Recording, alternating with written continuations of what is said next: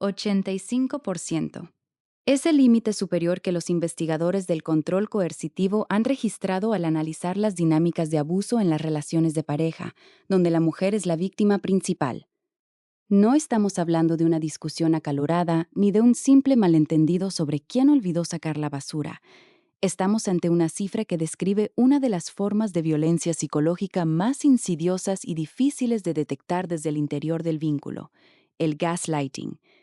Este término, que ha pasado de los manuales de psicología clínica a las conversaciones cotidianas, define un proceso de manipulación profunda y sostenida en el tiempo donde el agresor intenta, y a menudo logra, que la víctima cuestione su propia realidad, su memoria o sus percepciones más básicas. No es un evento aislado, sino una arquitectura del engaño diseñada para erosionar la autonomía de la otra persona hasta que el suelo que pisa deja de ser firme. La doctora Robin Sten, vinculada al Centro de Inteligencia Emocional de Yale, ha dedicado décadas a estudiar lo que ella denomina el efecto gaslight. Según sus investigaciones, este fenómeno no se basa únicamente en la mentira, sino en la creación de una relación de poder desigual, donde el perpetrador utiliza la vulnerabilidad emocional y el vínculo afectivo como palancas para invalidar el juicio de la mujer. El mecanismo es casi biológico en su efectividad. Cuando confiamos en alguien, bajamos nuestras defensas críticas. El gaslighter aprovecha esa apertura para inyectar dudas pequeñas que con el tiempo se convierten en verdades absolutas. Este proceso se apoya con frecuencia en estructuras de desigualdad de género preexistentes que facilitan la descalificación de la mujer bajo etiquetas de excesiva emocionalidad o irracionalidad, convirtiendo sus quejas legítimas en síntomas de una supuesta inestabilidad mental que solo él puede gestionar. En la mente del hombre que ejerce el gaslighting, esta táctica suele ser una herramienta de supervivencia para mantener el dominio y evitar, a toda costa, la responsabilidad de sus propios actos. El agresor no solo altera los hechos para proteger su autoimagen, sino que reescribe la narrativa de la relación para que su versión sea la única válida. Si él llega tarde, la culpa es de ella por no haberle recordado la hora de forma adecuada. Si él es infiel, la culpa es de ella por haberle empujado a ello con su comportamiento distante. Al final, el objetivo es que ella pierda la capacidad de juzgar lo que está ocurriendo, dejándolo a él como el único árbitro de la verdad en la pareja. Es una forma de secuestro de la realidad donde la víctima termina pidiendo permiso para creer en lo que sus propios ojos están viendo. Para la mujer que vive este proceso, la experiencia interna es de una disonancia cognitiva grave y agotadora. La disonancia cognitiva es ese estado de tensión mental que ocurre cuando la evidencia de nuestros sentidos choca de frente con la versión de la persona en quien más confiamos. Es ver que un objeto es azul, pero que tu pareja te asegure, con total convicción y hasta con una aparente preocupación por tu salud, que es rojo.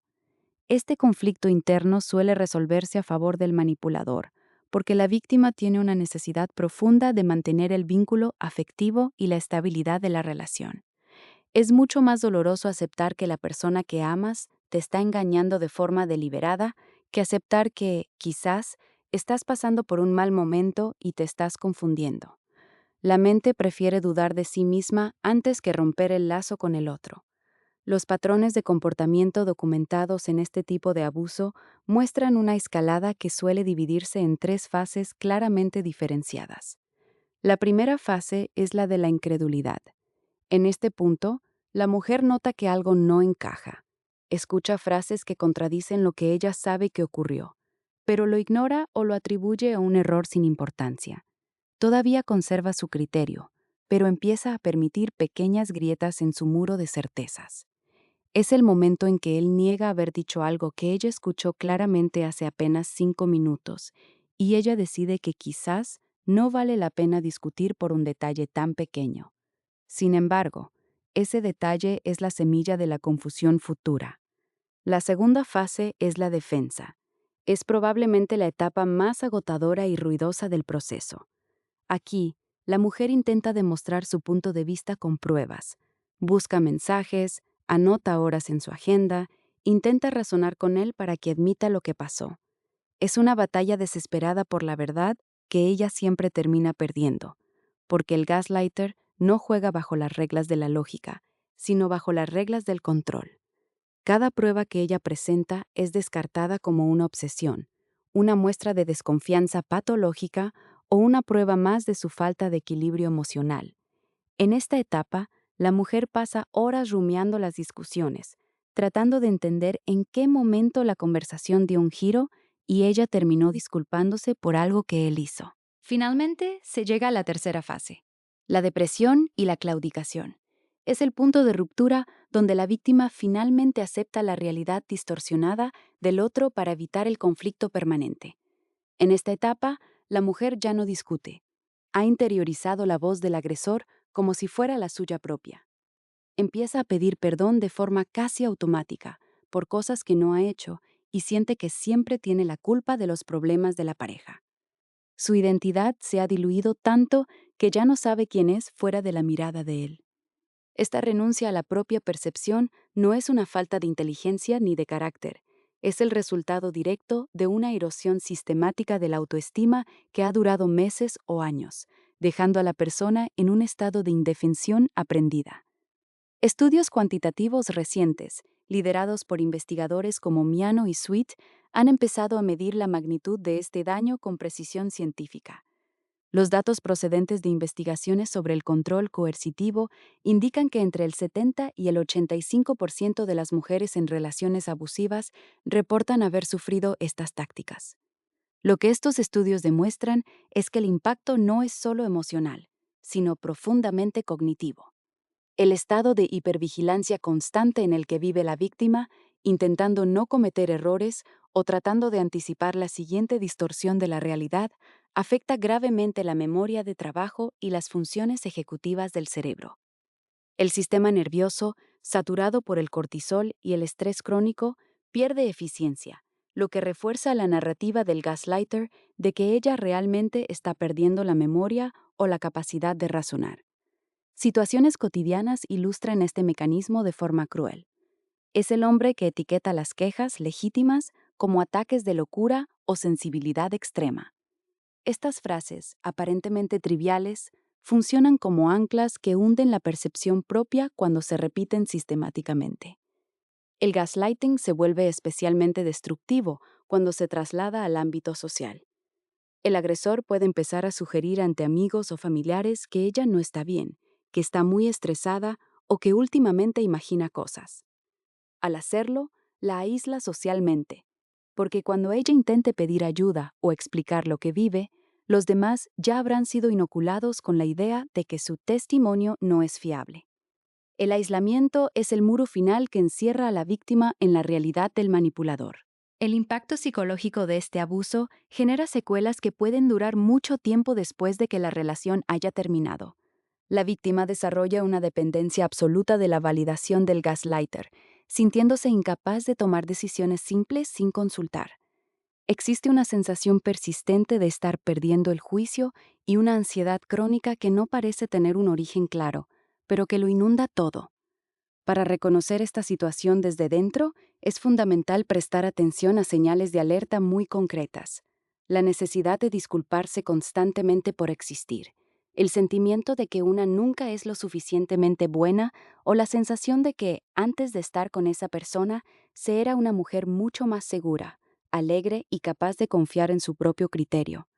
Recuperar la confianza en la propia percepción es un proceso lento y valiente que requiere, ante todo, romper el aislamiento. Las estrategias de defensa documentadas sugieren que la salida comienza por buscar validación externa fuera del círculo de la pareja.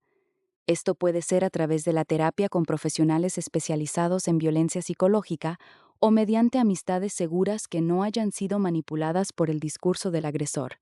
Una técnica muy efectiva es empezar a documentar los hechos de forma privada, escribiendo un diario o guardando registros digitales de las conversaciones, para tener un punto de referencia objetivo cuando la niebla de la confusión aparezca. Este registro actúa como una brújula en medio de la tormenta, permitiendo que la mujer vuelva a conectar con lo que realmente ocurrió. Entender que esa confusión mental no es un fallo personal, sino el resultado directo de una estrategia de anulación deliberada, es el primer paso para volver a confiar en los propios sentidos.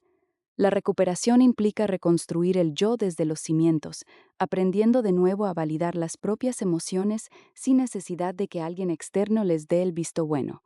Es un camino de regreso a casa, donde la casa es una misma y la propia capacidad de habitar la realidad sin miedo a ser desmentida. El proceso de sanación requiere tiempo y paciencia, pero sobre todo requiere la comprensión de que la realidad nunca fue el problema, sino la forma en que alguien intentó robárnosla para alimentar su propio control. El gaslighting masculino en la pareja no es una cuestión de falta de comunicación, sino una táctica de control que utiliza el afecto como arma para invalidar la realidad de la otra persona. Identificar este patrón es el primer paso para romper una dinámica que anula la identidad y la salud mental de quien la padece de forma silenciosa. Recuperar la soberanía sobre la propia percepción es el acto de resistencia más necesario para volver a caminar sobre terreno firme y recuperar la libertad de ser quien realmente se es. 75 veces al día, una mujer en esta situación puede llegar a dudar de lo que ha dicho, hecho o pensado. Esta cifra no es solo un número, es el peso de una cadena invisible que se rompe únicamente cuando se nombra el mecanismo que la sostiene. El gaslighting prospera en la sombra y en el silencio, pero se disuelve ante la luz de la validación externa y el registro objetivo de los hechos. No estás loca, no eres demasiado sensible y no te lo estás imaginando. La confusión que sientes es la prueba más clara de que alguien está intentando borrar tus huellas para que solo puedas seguir las suyas. La salida de este laberinto psicológico requiere un esfuerzo consciente por dejar de buscar la aprobación de quien nos está dañando. Al retirar la autoridad sobre nuestra verdad a quien la utiliza para manipularnos, empezamos a recuperar la energía necesaria para reconstruir nuestra vida. La salud mental y la integridad emocional dependen de la capacidad de decir que algo es verdad simplemente porque lo hemos vivido, sin necesidad de que nadie más lo confirme. Este es el fundamento de la autonomía personal y el cierre definitivo a cualquier intento de dominación basado en el engaño. El gaslighting es un fenómeno que se alimenta de la empatía de la víctima, utilizando su deseo de entender al otro como una debilidad para confundirla. Por eso, el proceso de sanación a menudo implica aprender a ser menos empática con el agresor y más compasiva con una misma. Al final, la verdad siempre tiene un peso específico que la mentira no puede sostener eternamente, y recuperar ese peso es recuperar la vida misma. La claridad no es algo que él te vaya a dar, es algo que tú recuperas cuando decides que tu percepción es lo suficientemente valiosa como para no ser negociada nunca más. Este mecanismo de abuso se disuelve cuando empezamos a confiar en nuestra propia memoria por encima de las palabras de quien nos confunde. Identificar las señales de alerta y buscar apoyo profesional son los pilares fundamentales para salir del efecto gaslight y reconstruir una identidad basada en la certeza y no en la duda permanente. La realidad es tuya y nadie tiene el derecho de reescribirla a su conveniencia para mantener un poder que no le pertenece.